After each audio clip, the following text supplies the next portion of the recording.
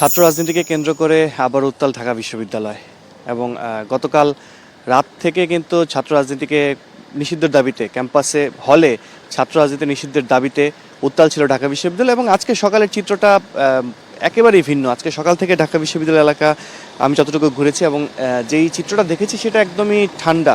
এবং গতকাল রাতে যেই উত্তেজনাকর পরিস্থিতি ছিল এখন কিন্তু সেই তুলনায় এখন একেবারেই ঠান্ডা। এবং এই পরিস্থিতি ঘড়ির কাঁটা এখন 11টা 10, সকাল 11টা 20 এবং এই এখন পর্যন্ত ঢাকা বিশ্ববিদ্যালয় এলাকায় একেবারে নীরব।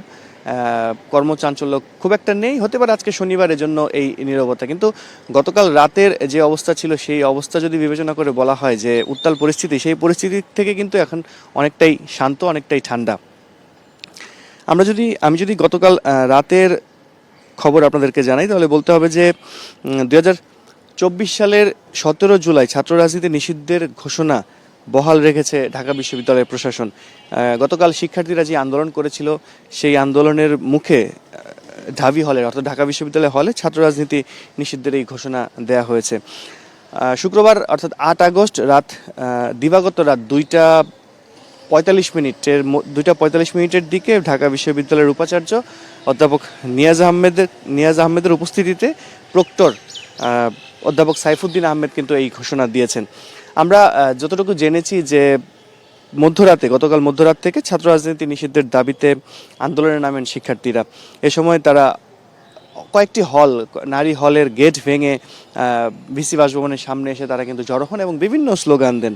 রাত 2:30টার দিকে ভিসি বাসভবনের সামনে বিক্ষোভরত শিক্ষার্থীদের উদ্দেশ্যে হল পর্যায়ে ছাত্র রাজনীতি বন্ধের বিষয়ে 2024 সালের 17 জুলাই যেই সিদ্ধান্ত নিয়েছিল, হল প্রভোস্টের যে সিদ্ধান্ত নেওয়া হয়েছিল সেটি বহাল থাকবে বলে জানিয়েছিলেন উপাচার্য। কিন্তু এরপরেই তিনি বলেন যে হল পর্যায়ে ছাত্র রাজনীতি নিয়ন্ত্রিত থাকবে। তার এই বক্তব্য কিন্তু উপস্থিত শিক্ষার্থীরা মানতে পারেননি। তারা না বলে প্রতিবাদ করেন এবং তাদের এই প্রতিবাদের পরেই কিন্তু তাদের যে দাবি হল পর্যায়ে আবাসিক হলে ছাত্র রাজনীতি সম্পূর্ণ নিষিদ্ধ করতে হবে এবং তাদের যে দাবি সেই দাবির প্রেক্ষিতেই কিন্তু এই ঘোষণাটি আসে যে 2024 সালের 17 জুলাই ছাত্র রাজনীতি নিষিদ্ধের ঘোষণা বহাল রাখার ঘোষণাটি আসে। তো আজকে গতকাল থেকেই কিন্তু ছাত্র রাজনীতি বন্ধের যেই দাবি সেই দাবি জানানো হয় সাধারণ শিক্ষার্থীদের পক্ষ থেকে, বলা হয় সাধারণ শিক্ষার্থীদের পক্ষ থেকে। এবং সেখানে কিন্তু আমরা দেখেছি যে কয়েকটি হলের, বিশেষ করে নারী হলের শিক্ষার্থীরা তারা আন্দোলন করেন এবং তারা বিসি বাসভবনের সামনে এসে বিভিন্ন স্লোগান দেন। সে সময় তারা শিক্ষার্থীরা দাবিও তোলেন যে কয়েকটি হলে শিবিরের গুপ্ত কমিটি যদি থাকে সেগুলো প্রকাশের দাবি করেন এবং পাশাপাশি ছাত্রদলের কমিটিতে যাদেরকে সদস্য করা হয় তাদের শাস্তিও তারা দাবি করেন। পরে শিক্ষার্থীরা দীর্ঘ সময় উপাচার্যের বাসভবনের সামনে অবস্থান নিলে ছাত্র রাজনীতি নিষিদ্ধের সিদ্ধান্ত জানায় বিশ্ববিদ্যালয় প্রশাসন। এরপর থেকে কিন্তু আমরা সকালে আমি বেশ কয়েকটি ছাত্র সংগঠনের সভাপতি বা সেক্রেটারির সঙ্গে যোগাযোগ করার চেষ্টা করেছি, মুঠোফোনে যোগাযোগ করার চেষ্টা করেছি। তাদেরকে এখন পর্যন্ত পাওয়া যায়নি। এই ঘটনায় ক্যাম্পাসে ছাত্র রাজনীতি নিষিদ্ধের ঘটনায় তাদের প্রতিক্রিয়া জানার চেষ্টা করেছি, কিন্তু এখন পর্যন্ত তাদের কোনো প্রতিক্রিয়া আমি পাইনি। পেলে আপনাদেরকে জানানোর চেষ্টা করব।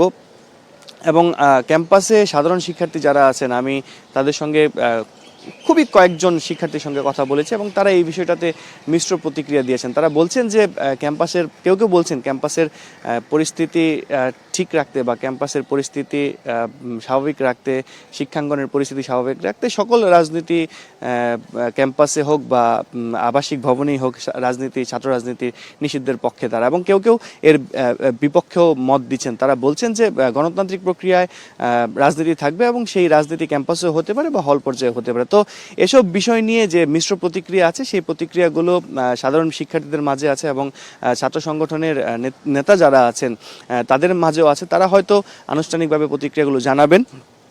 আমরা তাদের সেই প্রতিক্রিয়া জানানোর অপেক্ষায় আছি। এবং সেই সাথে যদি আমি একটু বলি যে গতকালকে ছাত্রদলের কমিটির প্রতিবাদে কিন্তু মধ্যরাতে মিছিল নিয়ে উপাচার্যের বাসভবনের সামনে অবস্থান নিয়েছিলেন শিক্ষার্থীরা এবং বিভিন্ন হলে থাকা কমিটির স্থগিত বা পদ যারা পেয়েছেন তাদের বহিষ্কারের দাবিও জানিয়েছেন ছাত্রীরা। রাত 12টার দিকে মহসিন হল থেকে মিছিল নিয়ে মাস্টারদা সূর্য সেন হলে গিয়ে রাজ্য ভাস্কর্য ঘুরে ক্যাম্পাস ঘুরে রাজু ভাস্কর্যের সামনে যান। এর মধ্যে রোকেয়া হল এবং শামসুন্নাহার হলের ছাত্রীরা গেটের তালা ভেঙে মিছিলে যোগ দেন। পরে পুরো যারা বেরিয়েছেন, যে আন্দোলন যারা করছিলেন বা বিক্ষোভ যারা করছিলেন, তারা কিন্তু উপাচার্যের বাসভবনের সামনে অবস্থান নেন এবং সেখানে তারা বিভিন্ন স্লোগান দেন। এসব স্লোগানের মধ্যে আছে যে জুলাইয়ের রক্ত বৃথা যেতে দেব না, 1 2 3 4 হল পলিটিক্স নো মোর। তারা বলছেন যে গেস্ট রুমের বিরুদ্ধে ডাইরেক্ট অ্যাকশন, গণরুমের বিরুদ্ধে ডাইরেক্ট অ্যাকশন, হলে হলে রাজনীতি চলবে না, এইরকম বিভিন্ন স্লোগান তারা দিয়েছেন। তবে এই যে বিসি বাসভবনের সামনে বসার আগে কিন্তু রোকেয়া হল, সুফিয়া কামাল হল, শেখ ফজিলাতুন্নেসা মুজিব হলের প্রাধ্যক্ষের কাছে স্মারকলিপি দিয়েছে শিক্ষার্থীরা। কিন্তু তারা পরে এই স্মারকলিপি দেওয়ার পরেও যখন তারা দেখছেন যে হলে বা ছাত্র রাজনীতি বন্ধের কোনো প্রক্রিয়া দেখছে না, তখনই কিন্তু তারা এই বিক্ষোভ বা অবস্থান কর্মসূচি গতকাল পালন করেন।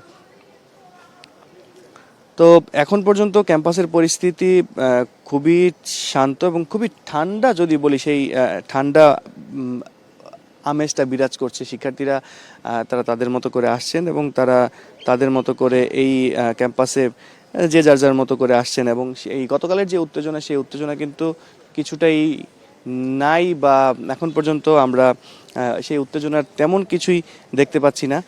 তো এই যেটা বলছিলাম যে এই ক্যাম্পাসে ছাত্র রাজনীতি, আবাসিক হলে ছাত্র রাজনীতি বন্ধের বিষয়ে যে এই সাধারণ শিক্ষার্থী যারা আছেন তাদের মাঝে যে মিশ্র প্রতিক্রিয়া, সেই প্রতিক্রিয়া কিন্তু তারা আমাদেরকে, আমি যাদের সঙ্গে কথা বলেছি তারা আমাকে জানিয়েছেন এবং তারা বলছেন যে আসলে ক্যাম্পাসে ছাত্র রাজনীতি বা হলে ছাত্র রাজনীতি থাকার পক্ষে বিপক্ষে মত দিচ্ছেন তারা, এবং তারা বলছেন যে গণতান্ত্রিক প্রক্রিয়ায় রাজনীতি একটি অংশ এবং রাজনীতি ক্যাম্পাসেও থাকতে পারে, হলেও থাকতে পারে। এবং কেউ কেউ বলছেন যে ক্যাম্পাসে সুষ্ঠু পরিবেশ এবং এর আগে যেরকম পরিবেশ ছিল, গত 15 বছরে ক্যাম্পাসে যেরকম পরিবেশ ছিল, সেই পরিবেশ যাতে আবারও ফিরে না আসে এবং সেজন্য ক্যাম্পাস এবং আবাসিক হলে ছাত্র রাজনীতি, গণরুম, গেস্ট রুম এসব বন্ধের দাবিতে কিন্তু তারা ছাত্র রাজনীতি বন্ধের দাবি করছেন। তো এই ছিল এখনকার মতো ঢাকা বিশ্ববিদ্যালয় এলাকা থেকে আমার কাছে সবশেষ।